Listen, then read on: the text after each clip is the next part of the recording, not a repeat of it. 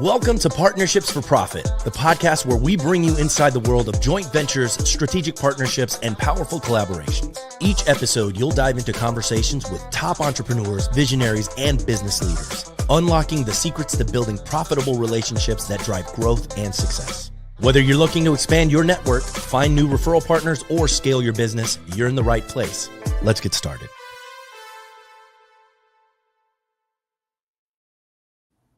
Welcome to Partnerships for Profit, presented by LeDuc Entertainment. Today, we are joined by Robert Simon, who is a mentor, a speaker, a trial attorney, the co-founder of the Simon Law Group, and the co-founder of Justice HQ. Robert, welcome to the show. Thanks for having me, brother. I'm excited, quasi-excited to be here, I guess. Virtually. I was going to say, man, that intro, it sounds like you wear a lot of hats. Yeah, there's a lot of others. I mean, I got the Bourbon Talk Show. I got Attorney Share, the Case Marketplace. I mean, just my book just got published. So there's just a lot of stuff going on, man. But I love it. I mean, I love the run. I love the chase. I love entrepreneurism, all these things. Well, can we start off? Can you tell us a little bit about yourself, a little bit about the Simon Law Group, a little bit about Justice HQ, and anything else you got going on? Yeah. So, I mean, I'm a trial lawyer by trade. I started my own practice a few years after law school. It's always what I wanted to do was to be, to help people to be a trial lawyer. And I always represent consumers and people, not, corporations, insurance companies. That's just not my speed. And, I came, son of a truck driver, one of five, grew up in Pittsburgh. So it's not like I had any money. I didn't have a loan. Like it was just put everything you could back into the business. Started my law firm, 2010 now. Was just me, my little brother at the time, and a copier, and we shared that office. And now we have about 30 lawyers. We're in 3 states. Do a lot of cases. We get brought in for a lot of litigation trial cases. I personally won Trial Lawyer of the Year several times with other organizations, been in the courtroom a lot. Over the past 5 years, started other companies to kind of be adjacent to helping a lot of folks. The first one was Justice HQ, which is a community-based organization built on a platform where members can have on-demand mentorship events that they can put up there, education, collaboration, on-demand videos on there so people can create their own community, be inspired by others, attend other people's masterminds or workshops, or host their own. And we just do that nationwide. We started out in California, and now we've been nationwide for probably 5 or 6 months now. So, the idea is to create your own adventure as a lawyer, and you don't have to do it alone. And then we spun off of that. We saw so many people sharing cases together within that organization that we spun off a company called Attorney Share, which is a case marketplace that does lead generation and tracking status of your case. But it was always that pain point of everybody sending cases to one another, and it's on an Excel or a broken link. So we just built a platform that has integrations with all the major case management platforms, so you can direct refer cases in, private invite. We do waterfall, right of first refusal. We have a public marketplace so people can look for cases they want to work in their specialty across the nation for every practice area. And then it's able to track everything. So just trying to make a space where really good lawyers don't have to compete for market spend. They can be really good lawyers and be in a marketplace or in a community where they can excel. And, if people are sharing fees, they want to get the best person for that job. And, a lot of folks that aggregate a lot of cases like to be able to track all that to see who's doing best with the referrals and make sure that their client has a specialist. And then the ones for fun are my talk shows on the Justice Team Network is Bourbon to Proof, where I just drink bourbon with my friends and interview them, which is one of my favorite things to do. So I just made a business out of it. That's awesome. Yeah. We have a video game company, too, that's going to come out by the end of the year. And this is not law related at all, but go on. It's called Ravel, and it's part of Racket Go Games, and it is a role-playing game at its core, but it's essentially digitizing Dungeons and Dragons and taking all the bullshit stuff out of it so that you can, storytell and create with your friends. So right now it's like in the games, the way it's broken is it takes the person running the game so long to set up the adventure, the maps, all these other things. Our game automates all that and has its own world, so you can literally start from scratch with your friends, be able to use some AI to create, we call non-player characters, to create maps, situations, so you can role play and it doesn't take you forever to set up your characters, to set up the adventure, to set up the leveling up. That's that one, a lot of shit, man. A lot of shit. I was gonna say, so were you a Dungeons and Dragons guy? Oh yeah, man. Oh For man. sure. See, I was always somebody on the periphery of it. I went to, I went to film school and focused on screenwriting. And because I focused on screenwriting, all my buddies that were into it were like, dude, you got a dungeon master. Dude, come on, please. I roll with the bard. Oh man, I love it. Bards are interesting. They're all role playing, man. Bard is a role playing character. Well, I was going to say, I'll jump back to the attorney side of things here. So when the people come to you and when people come to the Simon Law Group, what are some of the pain points and problems that you're helping them solve? Yeah, anytime people come to us, they're not in the best headspace. I mean, Right. they've either been injured in a car crash or a defective product. We do a lot of sex trafficking cases, and it's, Oh, wow. those survivors is very sad. We've been helping a lot of folks here in Southern California, which is near and dear to my heart with a lot of the fire cases. In my core, I always thought myself as like a community activist. And I just found that the way to do this is through law and these other vehicles is to help a lot of people on scale. So yeah, that's usually the consumers and folks that are coming to us. And then the other bucket are, we get a lot of cases from other lawyers and law firms because, we fit a skill set that's very specialized, Right. For a lot of folks. And yeah, that's it, man. So we get two things: consumers directly, and then the other one is lawyers sending us their precious referrals. Well, and I mean, the Simon Law Group, you are nationwide now, 9 figures. What were some of the key strategies and decisions that helped grow and build that to that point?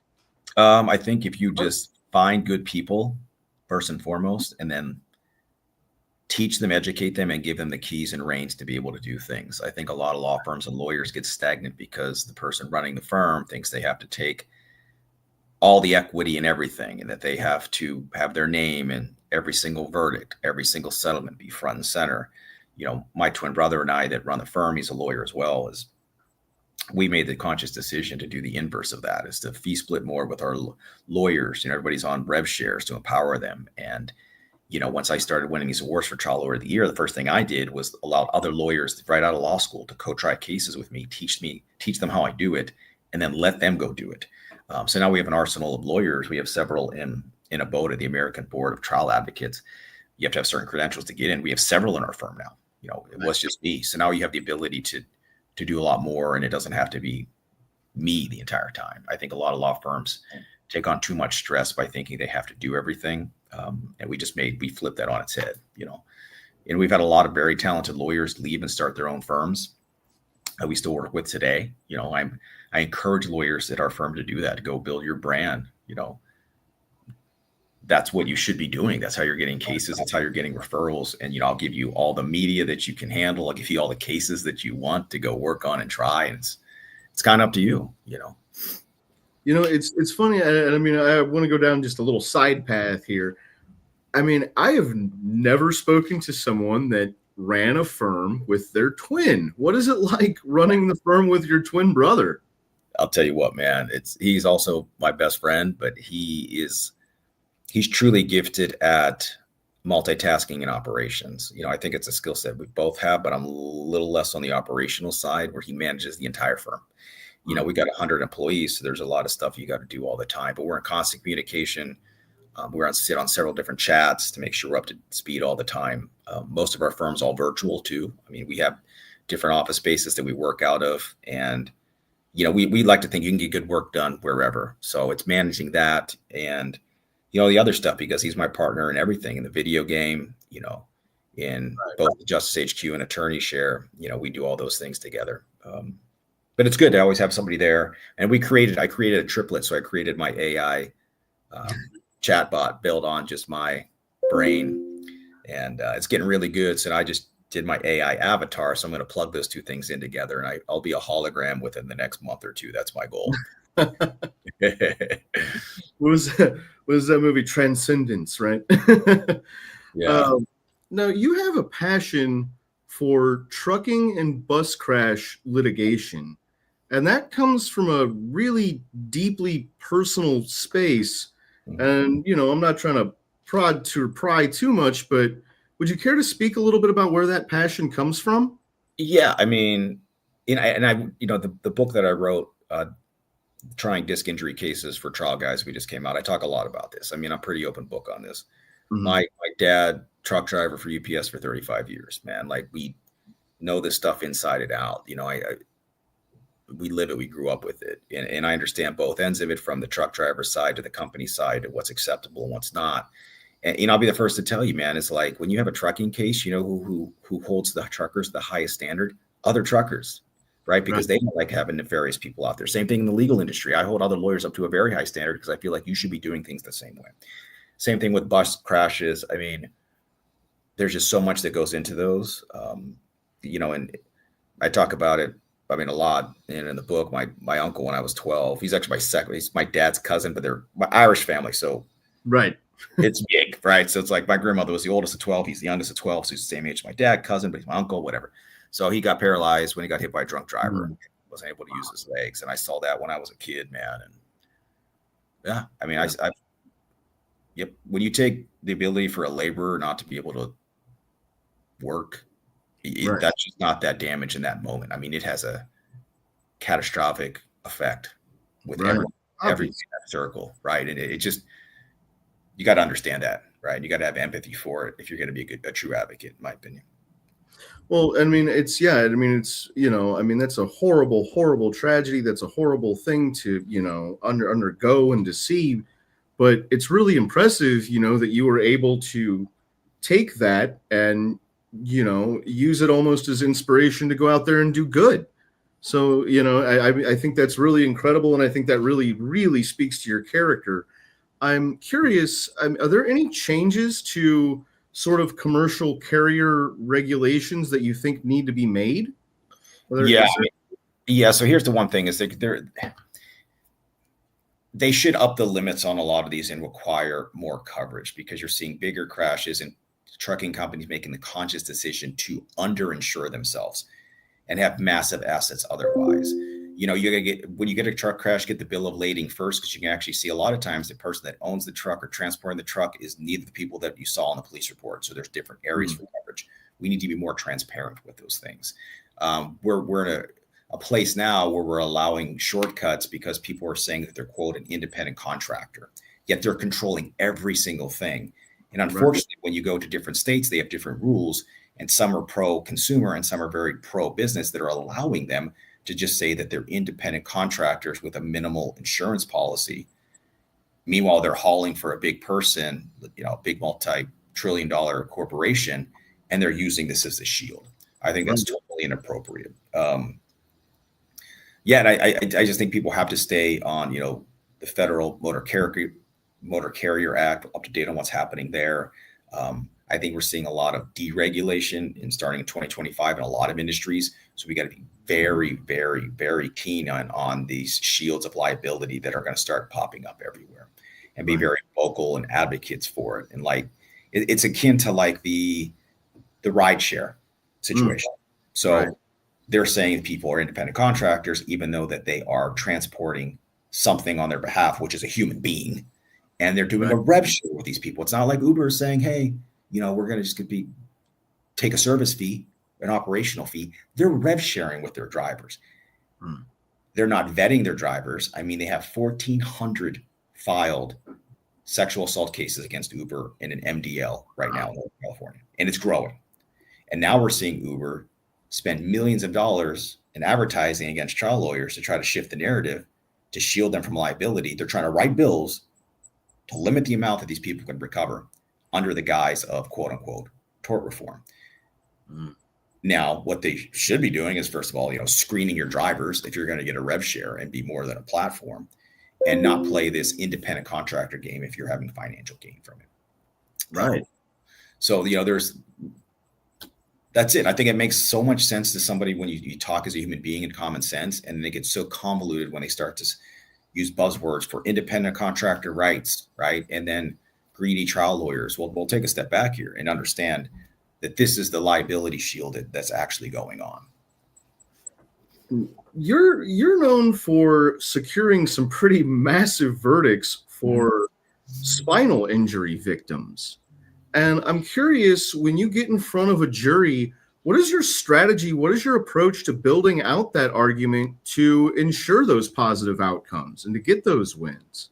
Now, that might be a loaded question. Yeah. I apologize. Yeah, I mean, this is one of the reason I put pen to paper and wrote that masterclass book for trial guys on this issue, because I truly believe if you really, really know and love your client, you have empathy and understand where they came from, it allows you so much better to orate what happened to them. Now, Right.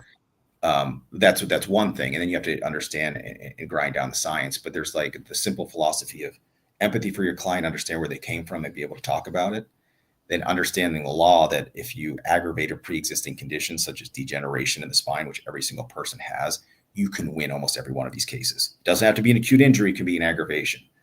And then we layer on some of the other stuff that we talk about. But yeah, I think that these are chronic pain cases. People think about them like surgery or disc injury in that moment. It's not. If you've ever experienced like somebody that had a spine surgery in your family or a neighbor, dude, it's bad. It affects your psyche. It's a long road to recovery. Sometimes Right. you have opioid addictions, you're short, right? There's all kind of different things that happen in that moment. So if you start to impress on the jury that this is every single loss is individual, right? It's patients are individual. Defense likes to go up and just throw a bunch of statistics against the wall. It has nothing specific against this individual. It was their personal injury. It was their personal choice for healthcare. It was their personal freedom to get the best care that they could. And this is how this human being is suffering. And you have to evaluate that Right. rather than couching it as generalities, which is what the other side likes to do. Can you share with us some common mistakes that you see people making when it comes to dealing with the insurance companies following an accident like that? Yeah, I think that they don't know well enough to document the losses and injuries for their clients early on and educate the clients what they're actually looking for, because insurance companies try to find a way not to pay you. And they're of the mindset, look, if it's not in the medical records in the first 30 days, it's unrelated. It was just pre-existing. Well, Right. you got to, an education process with your client to understand, hey, you have numbness or weakness going down your butt, down your backside. You ever have that weird tingling? Like, oh my God, I do. They just don't communicate or know to communicate that to their doctor because they don't know what that feeling is. So you have to be able to have that conversation with them early and make sure that those symptoms are at least documented, right? And then you shouldn't be talking to insurance companies without your lawyer because they will literally hold you to every single word that you say. And you don't have to talk to them. You don't have to talk to them, and then don't let the insurance companies kind of set the value. They truly believe that people just don't get hurt in rear end car crashes. They hire all these experts called biomechanical experts to say, hey, can't get hurt in a rear end accident. You can't acutely injure a disc. It's a trick. It's stupid. I teach everybody how to defeat that misnomer. And it goes back to like specific for person rather than generalities and embracing pre-existing condition rather than always having to say it's an acute injury. And look, insurance companies, their mistakes have paid for a lot of my wealth. Let's be honest. There's decisions to go to trial. There's stupid decisions to not pay a policy limit demand many times has led to some massive verdicts that have paid for a lot of the wealth that I have, to be honest. Right. So, it makes me, I don't understand how they make some of these decisions. Like I see some of these cases get brought to us and I'm like, how did they not pay the policy limit on this case? Right. And then they complain when they get hit with a big verdict. It's like, should have protected your insured. Don't know what to say. So when clients come to the Simon Law Group, is it something where you have sort of a one-size-fits-all approach, a one-size-fits-all strategy, or is everything you do custom tailored to the individual client and their individual case? Yeah, I mean, it's always going to be custom tailored. And like what we try, I mean, processes and operations are all similar and synergistic because it has to be. Like we have to make sure everything goes in the same place. We're big believers in adopting technology to make sure that that's very, very efficient. When we're on the contingency fee delta of these things, like we got to be efficient if we're not getting paid per hour, right? We have to be able to do these things and to be nimble. But first thing that I always tell is like, listen to your client, ask them everything that's going on. We try to early meet with our clients at their home, go through everything that they lost individually, because once you understand that, it allows you to better story tell and be able to figure out things that they've lost, other than what's on a piece of paper or what's in a medical record. So that's usually a really call to action, and we make all of our team check that box that it's happened. But yeah, it's all individualistic, and I think you have to have that client communication in order to do that best. And can you tell me a little bit about what that discovery phase sort of looks like when clients come to you? Because I mean, if you are, custom tailoring everything to the individual client and case, what does that discovery phase and learning what they're going through look like? I mean, usually it's just a conversation and talking to them first and just doing it and asking more than the basic questions, more of like a human being. What do you like to do? Tell us about your family. What's your day-to-day like? That kind of stuff. Now, when we get a lot of times, we probably get 50 to 100 cases a week where people are trying to bring us in to litigate or try that case, which we have very high criteria if we're going to come in at that level. So that's a lot more due diligence. So when we're talking to the client, we always have to meet the client before we make that decision. Before we go into that meeting, I've done my background check, or a firm has, on all the social media stuff they have out there, understanding, what's been in there. We try to run it through some technology platforms to be able to hyperlink depositions, if depositions have been taken, medical records, to quickly understand those as well. So when you're talking to the client, you generally understand everything that's happened in the case so far, their injury, depositions, and what's going on from there. But you got to then peel back the layer after that and figure out the human harms. Because for me, those general, quote unquote, general damages are the biggest driver and value in all of these cases and verdicts. And if you understand their why early on, then you can, Well, we've talked a little bit about, the Simon Law. I want to talk a little bit about Justice HQ a little bit. And with Justice HQ, you're kind of at the forefront of legal tech and innovation. How do you see technology sort of reshaping the legal profession and landscape? Yeah, I'm a big believer in, not only do I create these own platforms, but I invest a lot in the space because I truly believe that it'll change the industry, make us all more efficient and have a higher quality of life. When we hire lawyers now, I try to see what technology they use and what they can leverage to be more efficient. And I travel a lot. I have three little girls, 7, 4, and 2. And, my wife, we've been together for 15, 16 years. We like to travel with our kids.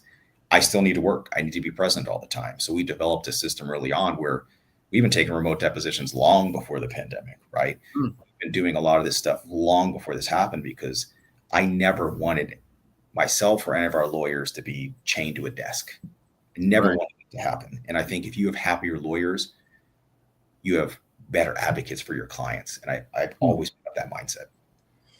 That's a great, happier lawyers equals better results. I mean, it seems simple, but I don't know if everybody's thinking like that. That's a great mindset to have. Now, this might be a big loaded question, right? But be ready for it. Erica, how do you see AI impacting the legal space? I mean, that's the big emerging technology right now that everybody's speaking about. Do you see AI as having any kind of impact on the legal landscape? I mean, yeah, it's a similar question. The last one, similar answer is it's already changing it. And if people aren't adopting it, they're going to be left behind. There's so much outside money being poured into the legal tech space because they see it as a huge profit center for them as private equity and et cetera. And there's a reason that they see that is because when you take this billable hour, which I think is a huge drag on everyone. I mean, paying lawyers is so expensive when you have a billable hour and they're billing you $400 or $500 an hour when AI can do it in 5 minutes.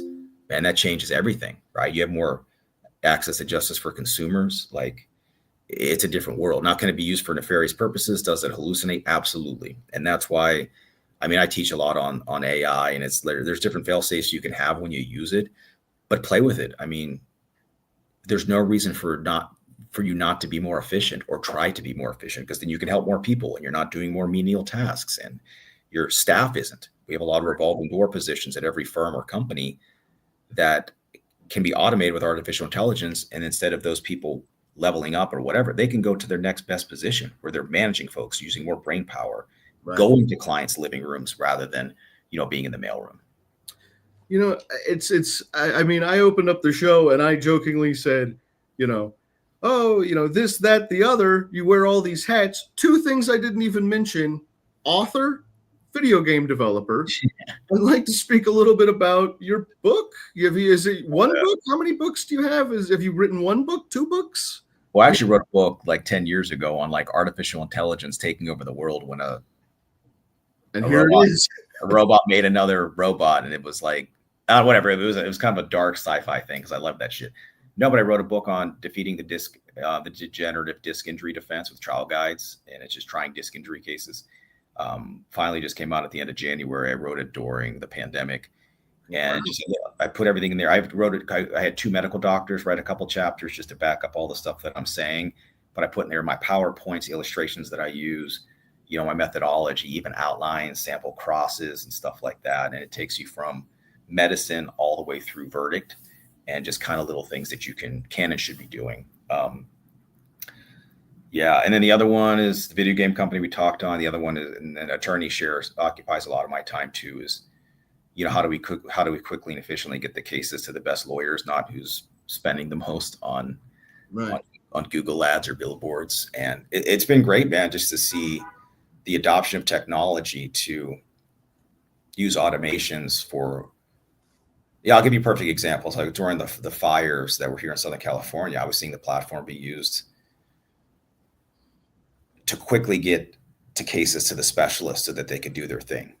I mean, it's awesome, right? Rather than the old way, which was a text or like a joint email, it's just auto pushing data to the best place for it. And then it's all tracked. Everybody wins, man. The consumer wins. The lawyer that picked up the case first wins, and the lawyer that's working on the case wins. And, we've spoken a little bit about, your practices and all these hats you wear and all these things that you're doing. I'd like to speak a little bit about just you. You and your wife have a passion for foster care and adoption. Oh, yeah. And I was hoping you could speak a little bit about that. Yeah, I mean, so we pretty open about it. My wife is, pretty well known outside. I mean, outside of law, I'm known as Christine Bullock's husband. It's pretty funny.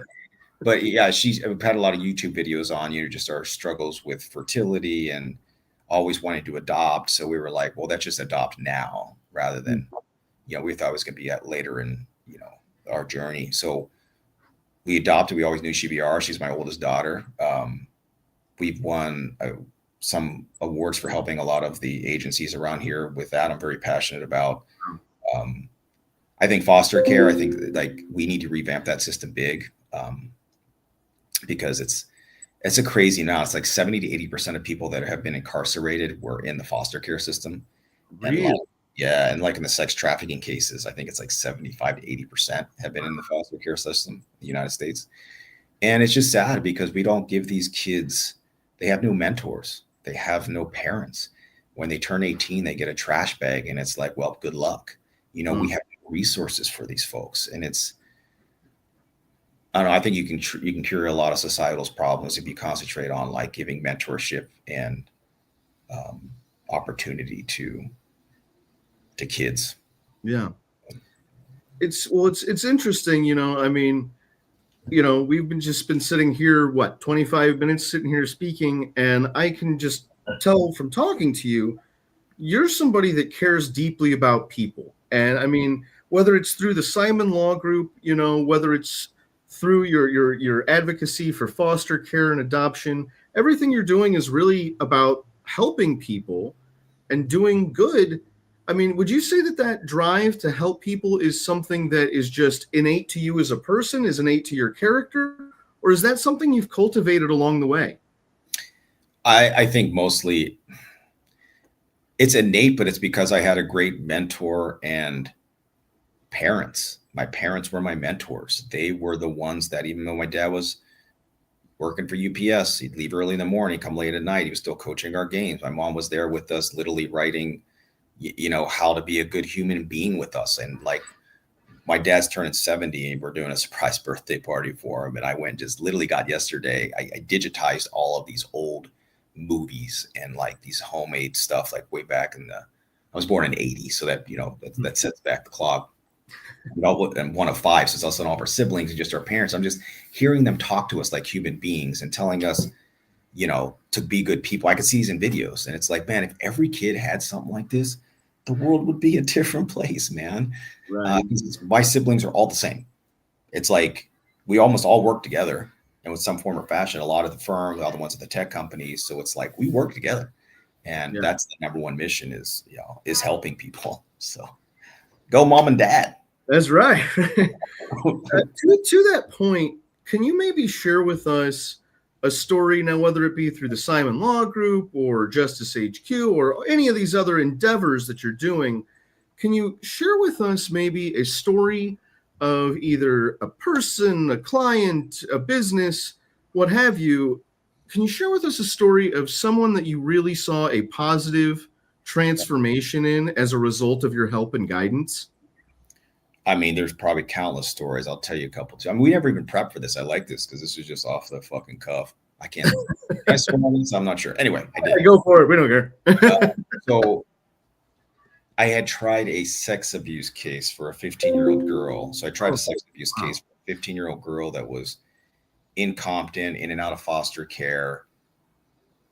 Her neighbor would take her on job sites where he was a supervisor and do these very bad things to her. Mm. She was always treated like trash by everybody, right? Wow. Her family, like foster care system, her neighbor, and she had nobody. I mean, it got to the point where she tried to take her own life twice at school. We came into this case and they eventually arrested the guy next door. We have the cleaning company that's saying they had no idea. There's nothing to put them on the hook for all of these things. So myself and another attorney, E.B. Arisek, who's now president of our local bar organization, tried this case like 10 years ago. And I think it's zero offer from janitorial company.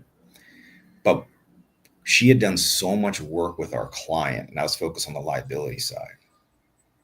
She found one of her foster parents that had moved up north that was like her only mentor she ever had to get them back into her life. Wow. Got her the best psychologists. I mean, I remember mediation, like we couldn't find her. Like she was homeless. We had to like track her down. Like there were stories like that, but we ended up crushing them in that trial, exposed a lot of the lies this company did. They actually put 60% liability on the company and 40 on the bad guy. Wow. And she used that money to create a better life. She moved up north with that foster parents, and she graduated beauty school. Wow. And now she wants to be a foster parent now. It's emotional because I'm trying to talk slowly because I'll break down. But there's a lot of stories like that. And, on the mentorship side, I mentor a lot of lawyers. I help them start their own firms. We do this through Justice HQ and these other things. I'm passionate about it. And I'll tell you one that came last week, and it was in the form of a cancellation to Justice HQ. People pay a monthly subscription. It's around $500 to get everything, including like an Airbnb for lawyers. And it was a thank you and a cancellation of how it changed this person's life. Wow. How they started their firm there, how it grew, how they used all the mentorship opportunities, and now they've excelled to where they are. And now they're at a place where they don't even really need to practice law anymore. Yeah. It's for that, that incubator, that mentorship, that everything that's provided. And this individual used everything. And it was, that's powerful stuff, right. And I'm trying to, through these products, to give it all away on scale. Yeah. So everybody should be doing that. Like if everybody on our Justice HQ has the ability now to have your own mentorship circle where people can essentially subscribe to you on the page, and we take care of those statistics. So, yeah. Well, Robert, this has been an awesome conversation. I mean, this has been really great, really inspiring conversation. If anybody out there listening could use the help of the Justice team, could use the help of Justice HQ, could use the help of Attorney Share, or would like to check out the game, or would like to read a book that you wrote, where can the people find you? Just go to Planet Fun Bob on Instagram. You'll see all my BS there. And I might check my DM, so I'll get back to you there. Yeah, dude, we didn't even talk about all the bourbon I drink, which is. I know, right? I was going to say, we need to get you back on for a second installment of this, and maybe have a couple of glasses of bourbon over the show. Now, mind you, I can't afford the expensive stuff, so Don't worry. We drink our supply. It's fine. Yeah, where can people find the podcast? Well, it's called Bourbon of Proof. If you go to the Justice Team Network on YouTube, all the shows are there. They're on all the Apple playlists and things like this.